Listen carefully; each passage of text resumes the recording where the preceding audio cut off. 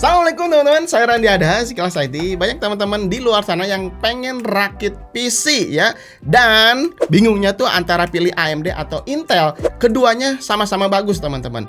Tapi kalau misalkan kita carinya generasi terbaru, misalkan dari Intel, 3 besar terbaru, Gen 12, Gen 13, Gen 14, itu tuh banyak banget opsinya. Bisa pakai memori DDR5, bisa pakai memori RAM DDR4. Itu opsinya banyak banget pilihan. Dan tentunya untuk upgradable ke depannya tentunya masih bisa.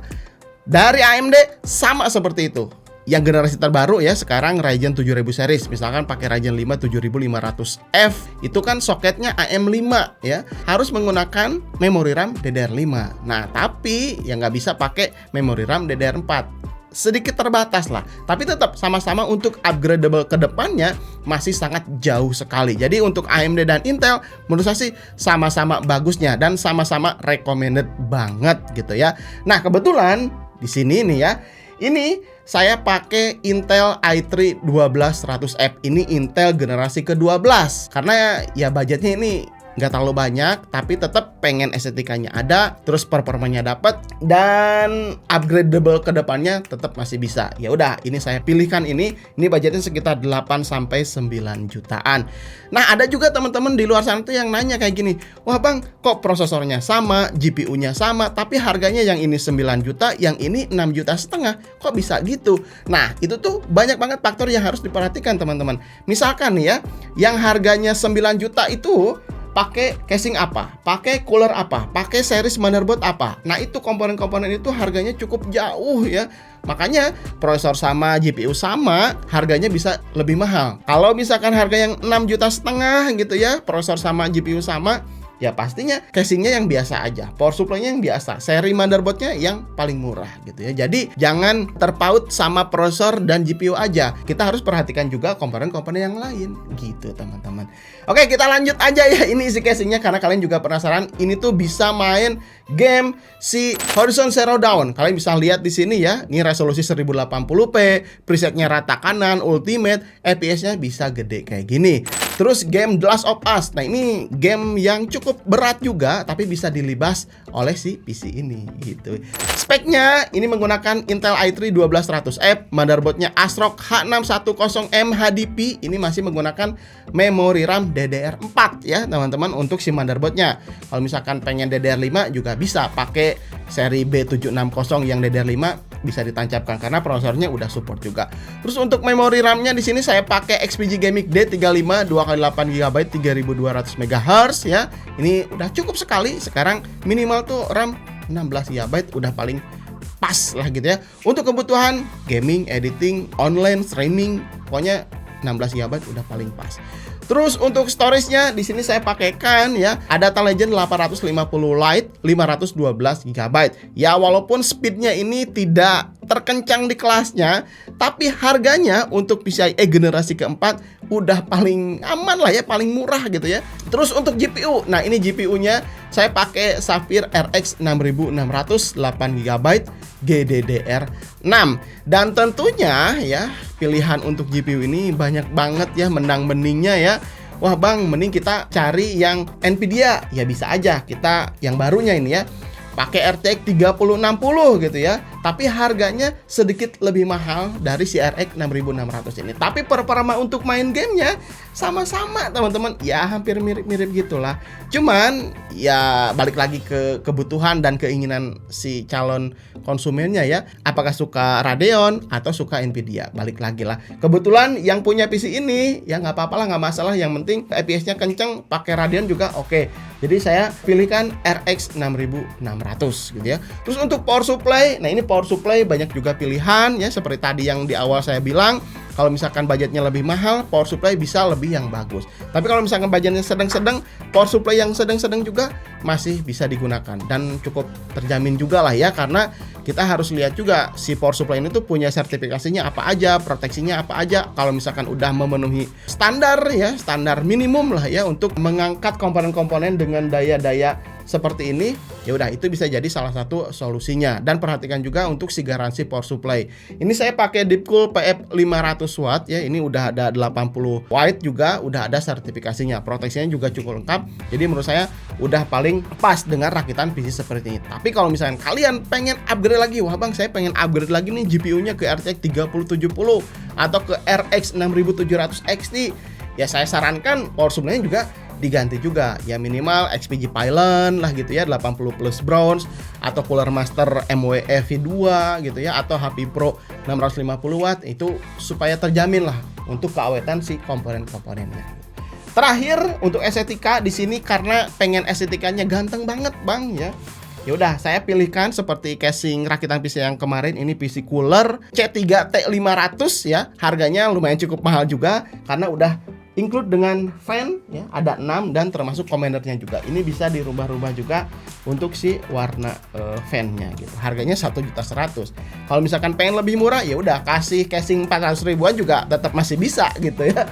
Gitu. Oke, jadi keseluruhannya sudah. Cuman minusnya di sini ya, stok cooler. Ini masih menggunakan stok cooler bawaan dari prosesor. Ya memang si i3 12100F ini tuh nggak terlalu panas. Ini juga masih cukup sebetulnya. Cuma nanti ketika main game ada sedikit suhu 60-70, itu wajar karena pakai stok cooler. Kalau misalkan pengen lebih dingin, ya ganti pakai cooler aftermarket yang harganya 300 ribuan, itu udah lebih dari cukup.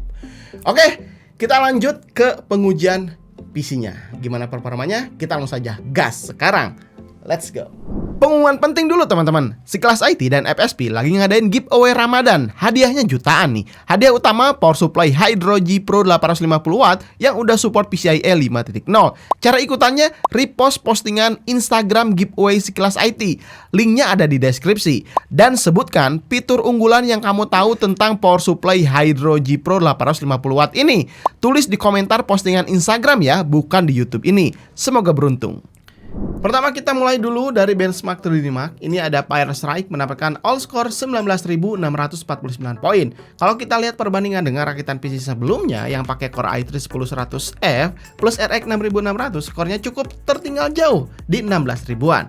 Prosesor kenceng di sini cukup berpengaruh ya. Lanjut untuk Time Spy, all score PC ini mendapatkan 7.700 poin.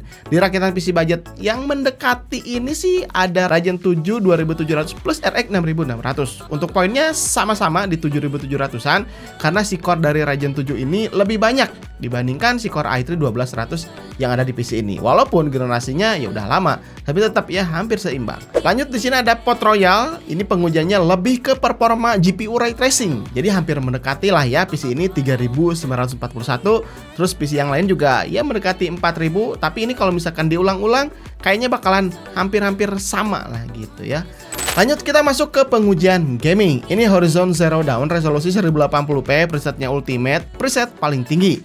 Cukup smooth, tapi kadang ada frame yang telat di render. Ya memang di game ini tuh gameplaynya cukup cepat. Tapi ketika udah masuk ke pertengahan benchmark, udah nggak ada lagi.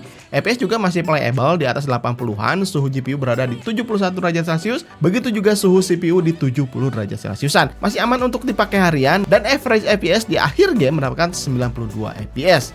Game kedua ada Spider-Man Remaster. 1080p presetnya paling tinggi, penggunaan GPU udah mentok-mentok ya 99%-an di suhu 74 derajat Celcius, dan di sini menunjukkan GPU 100 watt nih. Kalau CPU 70-80%-an ya, ini suhu rata-rata 75 derajat Celcius, wajar aja karena pakai stok cooler. Kalau pengen lebih dingin ya pakai stok cooler aftermarket yang 300 ribuan, itu udah lebih dari cukup. Kalau FPS ya aman lah ya, 71 FPS rata-rata, termasuk game berat juga ini.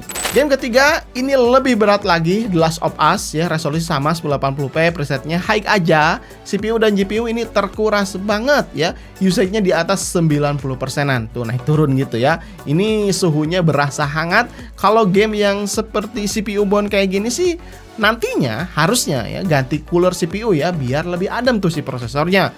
Kalau untuk game e-sport sih cukup ya, seperti Dota 2, CSGO, Apex Legends, PUBG, game-game seperti itu tuh ringan banget. Jadi pakai stock cooler aman. Tapi kalau udah masuk ke game-game AAA, ya ini kayak si The Last of Us, coolernya gantilah biar lebih adem nih PC.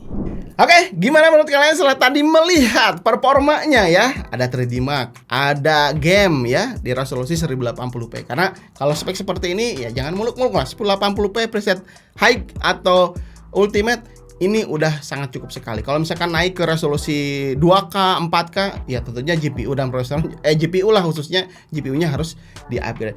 Menurut saya sih dengan ya spek ini 8,5 sampai 9 jutaan, nanti kalian bisa lihat ya spek lengkapnya dan kalian juga bisa nanti cek di deskripsi. Kalian bisa beli di link di sana. Ini rekomendasinya, kalian bisa beli kalau misalkan mau rakit seperti ini juga boleh banget.